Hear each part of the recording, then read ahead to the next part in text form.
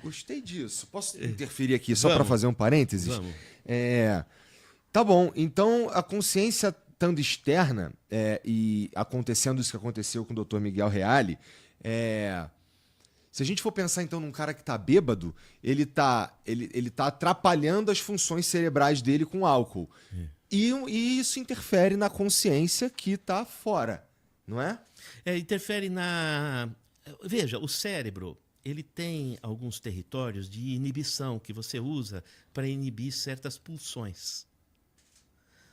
Você encontra com uma pessoa que você está com muita raiva, você tem vontade de agredi-la, e você vai ser educado e dizer: Boa não, tarde. não é? Você vai fazer isso porque isso é a sua civilidade. E o cérebro te dá recurso para você fazer esse freio. Entende? Ele te dá esse recurso. Quando você bebe, você primeiro inibe esses centros inibitórios. Então você libera as expressões idílicas, né? As expressões instintivas. Você libera as camadas mais instintivas. Então a pessoa ela fica sujeita a pulsões sem As a travas. crítica, sem as travas, exatamente. Não é? Pode sair coisas boas, criativas, como pode sair coisas horríveis. Perfeito.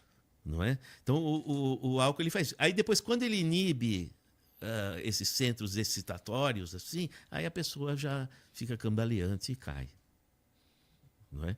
Então, o cérebro, eu penso o seguinte, eu tenho uma ideia, porque a ciência ela tem os postulados, né? Por exemplo, o postulado de Euclides.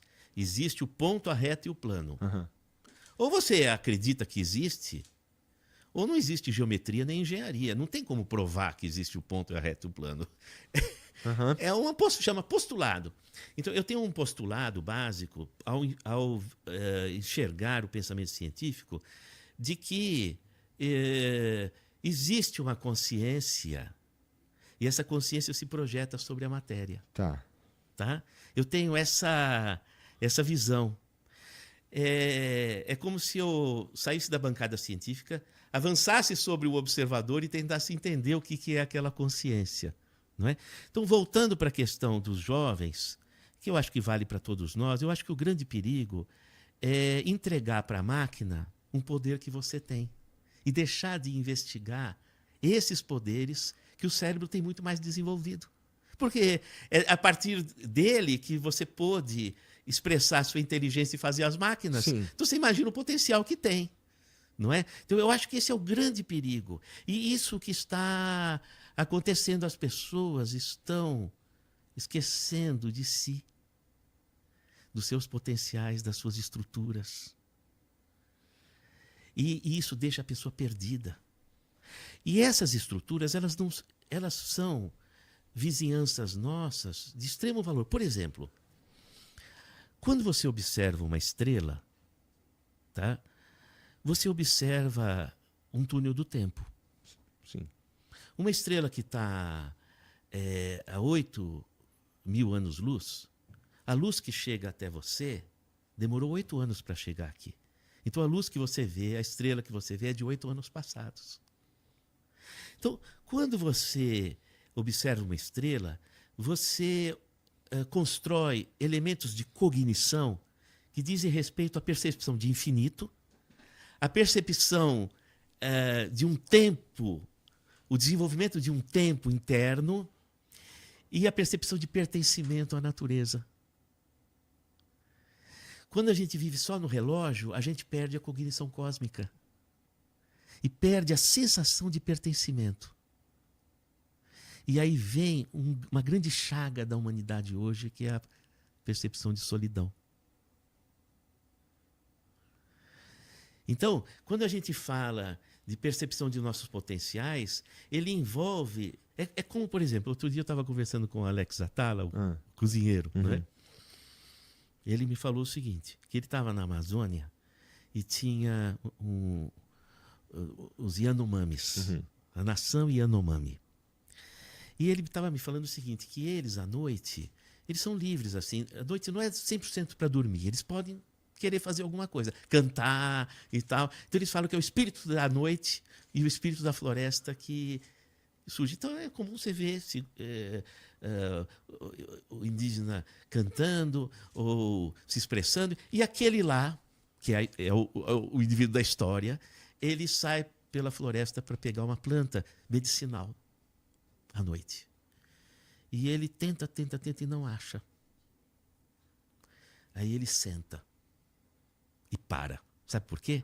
Porque ele percebe que quando ele entrou na floresta, ele mudou a estrutura da floresta. Ele espantou os insetos, espantou os animais, ele muda a estrutura da floresta. E a floresta se esconde. Então, quando ele senta, ele espera a floresta voltar. E tenta equalizar a manifestação dele com a floresta. Ele começa a perceber a floresta. Quando ele se levanta novamente, ele já está engajado no ecossistema, a floresta entrega para ele o que ele precisava. Não é?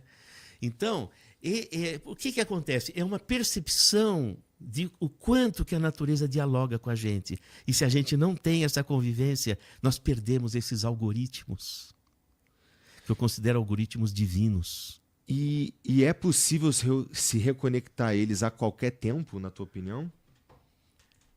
Eu não entendi a sua pergunta exatamente. Vamos dizer que eu não prestei atenção nisso a minha vida inteira, e agora que eu estou ouvindo você falar sobre isso, e eu vou procurar, eu tenho, sei lá, uma pessoa de 70 anos conseguiria prestar atenção. Nossa, caramba, estou desconectado.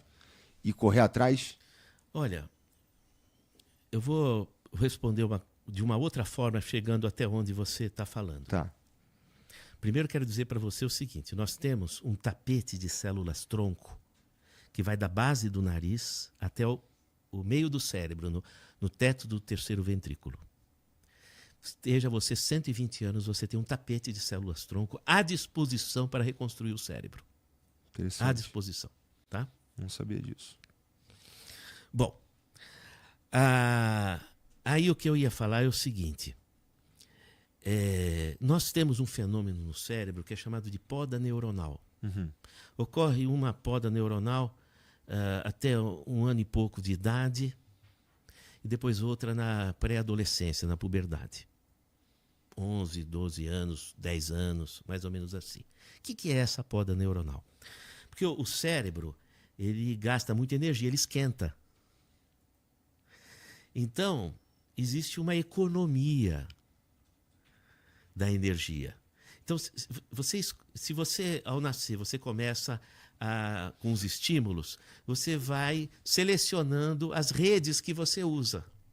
Se você não usa, o que não usa é podado. Uhum. Tá? Inclusive, é uma coisa curiosa, porque essa primeira fase da poda neuronal coincide com o início dos primeiros sintomas do autismo. Parece, segundo algumas frentes, eu estou falando assim, como primórdio para ser debatido. Parece que no autista não ocorre a poda neuronal e ele fica com um lastro de percepção muito aberto e fica com dificuldade de fazer escolhas. Porque não teve a poda. Uhum. Ele fica com uma superpotência e não sabe para que lado vai, entendeu? Fica com dificuldade de organização pessoal. Aí, o que acontece? Na adolescência acontece uma coisa, isso é uma teoria minha. Tá. Deixa os internautas pensarem e depois elucubrarem sobre isso. É o seguinte, teve um período que eu convivi com os indígenas guaranis, que foi na minha infância. Oh. Sim, em 1965. Por muito tempo? Não tanto tempo, mas um tempo suficiente para saber alguma coisa. Tá. Não é? Entendeu, né? Entendi. Então, o que acontece? Lá é o seguinte, a criança que vai ser o pajé, eles já sabem. Ela tem um flow.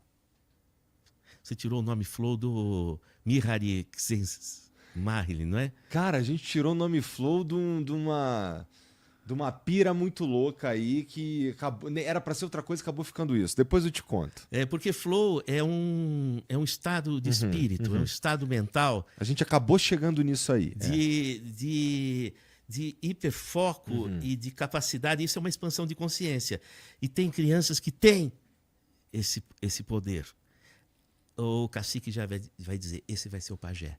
O pajé é aquele que é o curador, é aquele que sabe as coisas, é aquele que dá a noção de profundidade espiritual para a aldeia.